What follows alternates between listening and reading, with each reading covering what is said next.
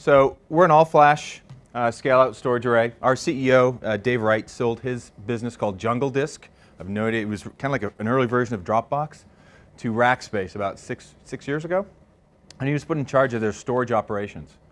And he was given the opportunity or the mandate to find the best cloud storage or best storage offering for a service provider. He spent 2 years trying to do it, had a really nice list. No vendor, no storage vendor of all the ones we know could live up to it. So he left and started Solidfire. Almost 3 years in stealth mode developing the product. We've been GA now for just over 2 years. And we are now rapidly becoming the de facto flash block storage for service providers. I'll flash some names up here in a bit, but I don't want to talk about kind of the speeds and feeds here. I want to show you where we fit in the market. So legacy storage, good products, right? These are great brands. Everyone has these. Everyone knows who they are. They go really wide. But from a performance perspective, 1 million IOPS. But in legacy storage, that's a big deal, right? But what you're seeing now is the invasion of the flash vendors that because of the speed and the performance of flash, they can position themselves down here on the left with much smaller footprint from a storage perspective. Still not much more performance. By the way, these vendors, these are all public specs.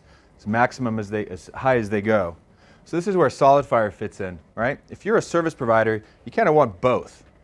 You want performance and you want capacity. So this is where our architecture fits in. We have a few different models that kind of get you starting around 48 terabytes, moving up to 3.5 petabytes and 7.5 million IOPS. No one can touch that in the market. So that's why we're seeing so much uptake in the service provider space. We literally were architected from the ground up for service providers because of Dave's background. Okay, I talked about Gartner, give away flash drive. Let's talk about this. I want to talk a little bit about kind of what I see. I travel the world. I run all of the service provider line of business for Solidfire globally. And I speak with service providers all day long, every day. And what I see here is everyone's fighting down here in the bottom left.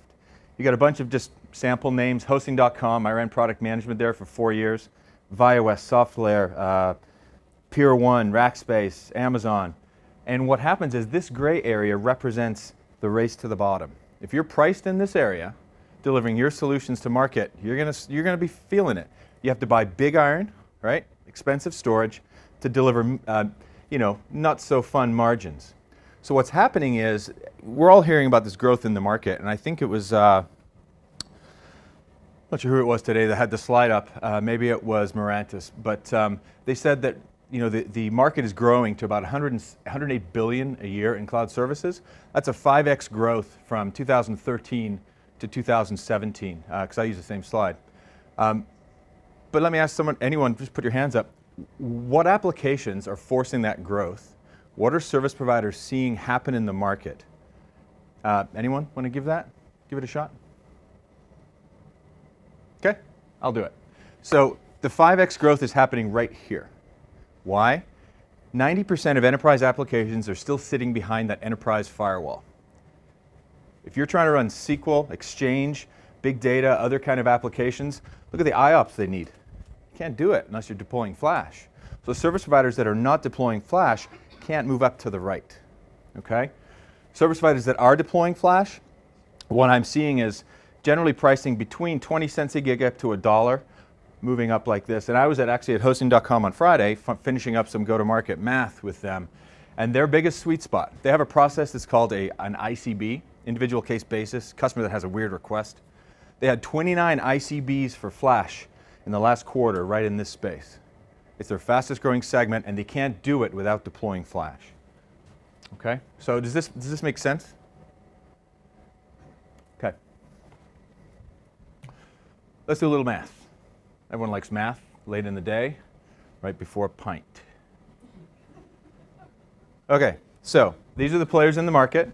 What you see here, it's fairly tight pricing-wise. This orange line here is Amazon, not a Solidfire customer, so I want to point that out. Everyone else here, this is Rackspace, they're offering here, good product. Everyone else in the market here, these are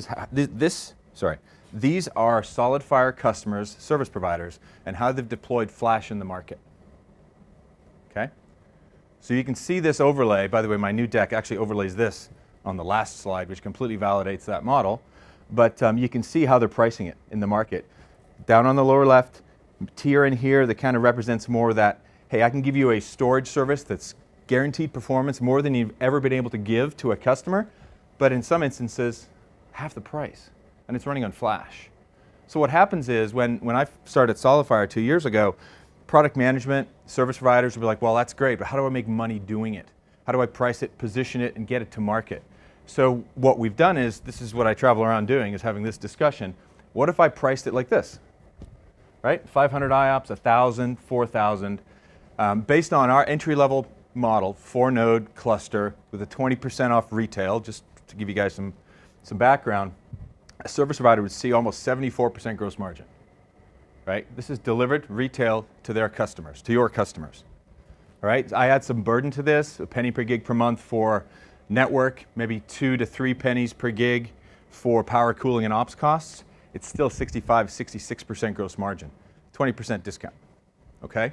So think about that, right? You're a service provider and you're deploying this kind of stuff to your customer with those differentiated offerings, VDI, desktop as a service, etc. You can actually make a good amount of money with flash. At the end of the day, your cost per gig over a 36-month amortization is about 11 cents. So how do you deploy that to your customers? What's your cost now for storage in with spinning disk architectures where the performance is really unpredictable? The fact that we can actually have this discussion and say, I want to offer a storage tier at 4,000 IOPS and 550 gig. You can't do that now. It's really interesting how you can do this with flash and the way that we control that performance. Let's take a look at the next slides here. Sorry, I'm racing through this. You know, we've got Arista, very solid partner. We do a lot of business with them. We also, one of the companies that they mentioned had how many thousand, 50,000 servers? Are they in the room? No? That's the same customer. It's our largest customer. It's PayPal. They're deploying 3,500 VMs and a snapshot every Sunday night because they can do it on flash. It was taking them 2 weeks before in their legacy storage architecture. So they had to really plan how they're rolling out their development environment for their guys. Now that they're running on flash, it's literally a couple hours. So obviously a lot of integration. If you're a service provider, we talked about VMware today, we talked about Microsoft. We work with all of those those platforms. In fact, the actual Cinder block storage project team lead for OpenStack, he's a Solidfire employee. So yeah, we definitely have some say as to what happens in the OpenStack environment. So we are, as I mentioned, rapidly becoming the de facto standard for flash block storage worldwide. One thing that we can do, nobody else can do, is guaranteed quality of service. We can set a minimum level of performance at every volume. So every volume, you could put VDI in the array, you could put giant SQL cluster, you could put an analytics app on there. None of those applications can interfere with the other ones because of the quality of service that we can set. That's why it's so important for service providers, because you have no clue what workloads are pretty much running in your environment. They could be running a SQL server and, you know, grossly misconfigured SQL server that kills the performance in your legacy SAN. Can't do it with Solidfire. It's contained in that one fenced off volume. Again, designed from the ground up for service providers, and we've field proven. So a lot of people on here that we all know, these are some of the world's largest, and frankly, some of the world's smallest service providers out there. And they're all running Solidfire somehow in their infrastructure, whether it's production cloud, managed dedicated, it's wired into their bare metal environment. But these are the kind of customers that are using Solidfire. A bunch in the UK, a bunch of global ones. A lot of these guys are using VMware. A lot are using OpenStack. So it's just a quick logo slide, but every one of these is using them in production. Okay. Does anyone have any questions? I'm trying to run through this really quickly and get you guys so you don't fall off your chairs. Questions? No? I have another flash drive if someone wants to come by and chat at the booth after the event. Solidfire. And we do have reference architectures that actually would work that we have, we call it AI, but where you could actually network in Arista as a switching component, run Lenovo as the compute component, run Solidfire as the storage component. We have those reference architectures already created, so whether it's Arrow helping you or if you have the staff in-house, you could actually literally deploy your own cloud infrastructure running Solidfire and the other two vendors. So something to think about. Tried to be brief, fast, and fun. Thanks for your time. We appreciate it.